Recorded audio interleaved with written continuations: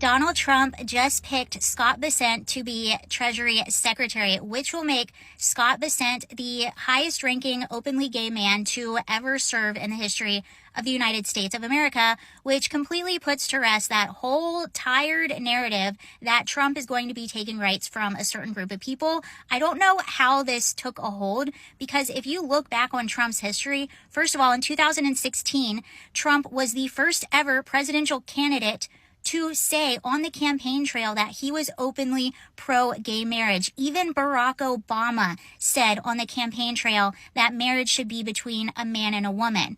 Donald Trump also, how many gay weddings has he hosted at Mar-a-Lago? Why can't I talk today? He's hosted a lot. He also appointed Rick Grenell, the first openly gay cabinet member to ever serve in Washington, D.C.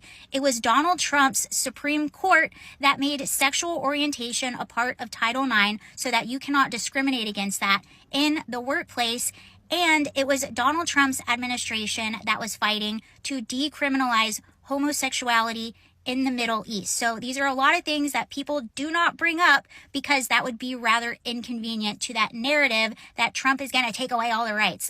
He's not going to take away rights. In fact, he actually gave more to that entire community. And he has been one of the most liberal presidents ever to serve on this issue. Liberal in the appropriate way. Not the last. I scratched that last part. You guys are funny.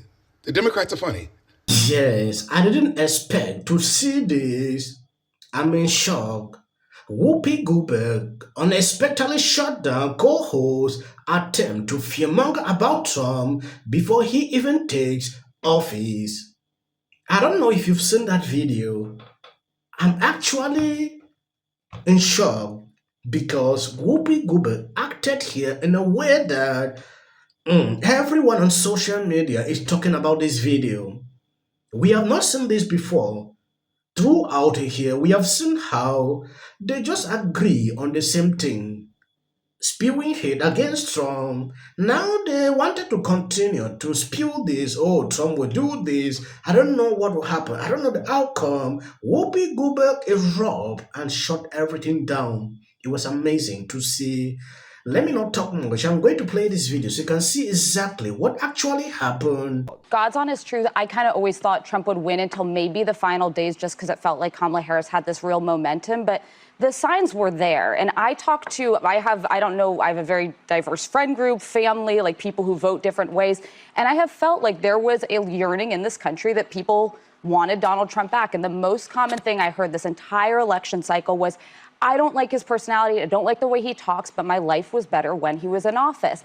And I'm in this position where I feel a bit unburdened by what has been. I'm going to wait and see. He's not been sworn in yet. I'm somebody who probably agrees with 75% of his policies. If he focuses on creating jobs, on bringing down the cost of living, securing the border in a responsible way, and being tough on America's adversaries, I'm all for it. What doesn't mean we're not going to call balls and strikes when he does things that are beyond the pale or he uses words that are offensive to people, then be ready to call that out. But I just think I'm kind of shying away from this sort of apocalyptic, it's all, we need to be like losing sleep over it. The American system of government is strong. It's held. There are checks and balances, even if my party's in control of the House, the Senate, and the presidency.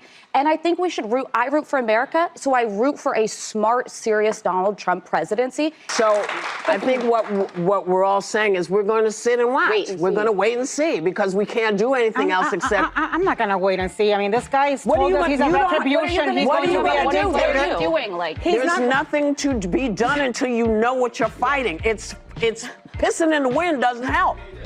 You just get a wet face. But I mean, what I'm saying is I have no false expectations that at 78 he's going to all of a sudden turn into another human being. And I'm not going to spend, I spent weeks telling people that he was apocalyptic. I'm not going to change now because it's still the same man. Not treating every single thing like I think that's when we lose credibility. Well, here's the thing. You lose credibility in many different ways. If you don't know what you're talking about and you accuse him of something, then they're going to blow it back. That's why I say we need to wait and see exactly what you're going to do.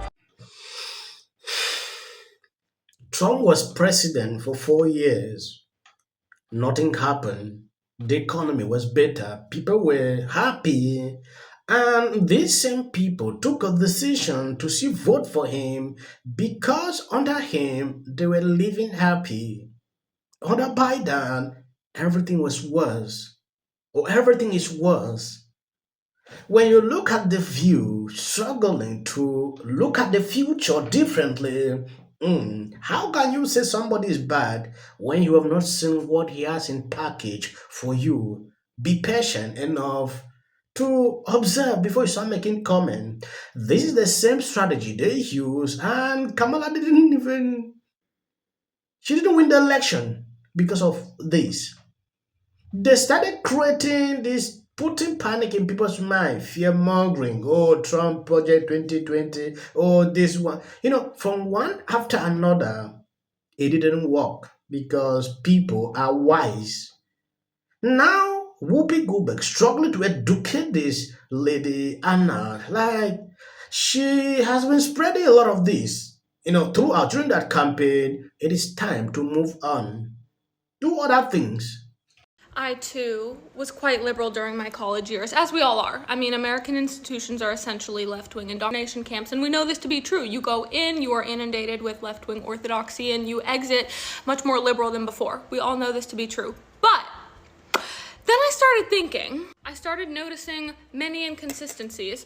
Why does the media say that he hates the middle class when he established the largest middle class tax cuts in history, when the median middle class income was up $5,000? Trump. Why do they claim he's some kind of racist when those claims had never been made before he ran for president? And then he's only ever accomplished wonderful things for minorities. Lowest ever poverty rates for Asian Americans, Black Americans, Latino Americans, and women. Highest ever employment rates for women, Latino Americans, Black Americans, Asian Americans. Why do the same celebrities who used to fawn over him, love him, adore him, suddenly think that he's the Antichrist? I'm talking Oprah, Ellen, Joy Behar, Whoopi Goldberg, Mika from MSNBC. They all loved him, and then suddenly they're instructed that he's literally Satan. Be clear here. You have Project 2025, which is a piece of paper. No. But wait, Dave put lifetime benefits on housing, which means that if you hit them, you're homeless. So there are things in this budget that are non-discretionary, David, that you talked about, that this administration has embraced, which is why they put Russ Vought in charge of this whole enterprise to effectively eradicate things that you think are inviolable, but in fact are very much in the scope of what Donald Trump ran on. Yeah, Jim, where's Daniel Dale when we need him, buddy? This is a Snopes moment. Donald Trump has disavowed Project 2025. He put Julie, Russ just listen Vought for a in second. charge. Julie, David, I appreciate you bringing up. I appreciate you bringing up Daniel Dale. We'll have him on sometime soon. I hope. I don't know. He might be off having turkey somewhere. Listen, which probably Joy, would be. Stop, Jim. You need to say that Project 2025, the Trump administration. You need to acknowledge. Jim, you need to acknowledge that Donald Trump has disavowed Project 2025. He put the architect of Project 25 I was just about in to charge say, of OMB. Right, David, I was just about to say, Donald Trump out on the campaign trail time and again disavowed Project 2025. I believe you've seen that lady. She's regretting, what she used to think about Trump, but along the way, she has changed her mentality about him after doing her research. Now, looking at CNN, this lady is still there spewing this. Even after the campaign, election is over. They cannot move on. They will still continue to say this. Oh, Project 2020. It's crazy. Wait and observe if Trump will do that. Don't sit here and spew this. It has been debunked over and over more than how many times. These people cannot give up. They want to carry this and enter 2028. It didn't help them to win the elections. What is the essence? To spread something that didn't help you. If it helped them, yeah, we go understand. Now, they want to click into all the lies they spread. It's annoying sometimes when I see Libras doing this. I think that politics has substituted religion to some extent. People have almost like this religious zealotry toward their political beliefs.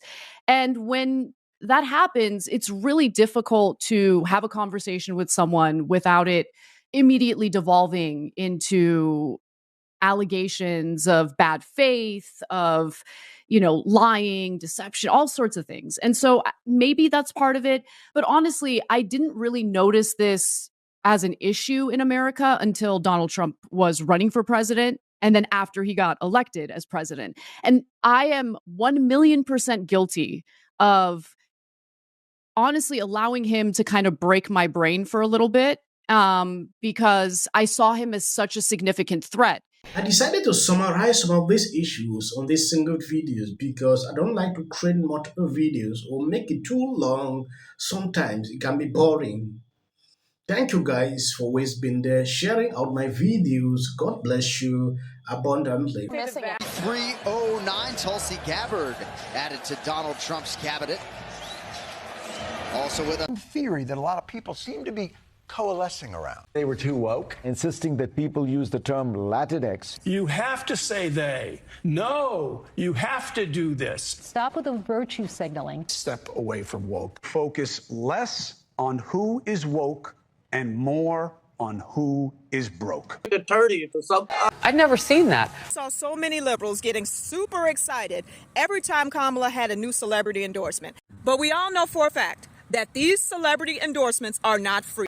Oh, is it true that they paid you $1 million for the endorsement for Kamala? Not true. Now it's time to unite everybody. I want you to know what would change after doing this. Comes out against Trump. I don't care if they write that. So, with that, I'm going to shake it off. Figure out a way to say thank you. That guy's name, he's such an absolute prick. I can't stand him. But anyway, Hey there. Not doing great. Terrible night last night. It was a terrible night. What will the rest of us be doing on day one? Bishop Vigano, he says that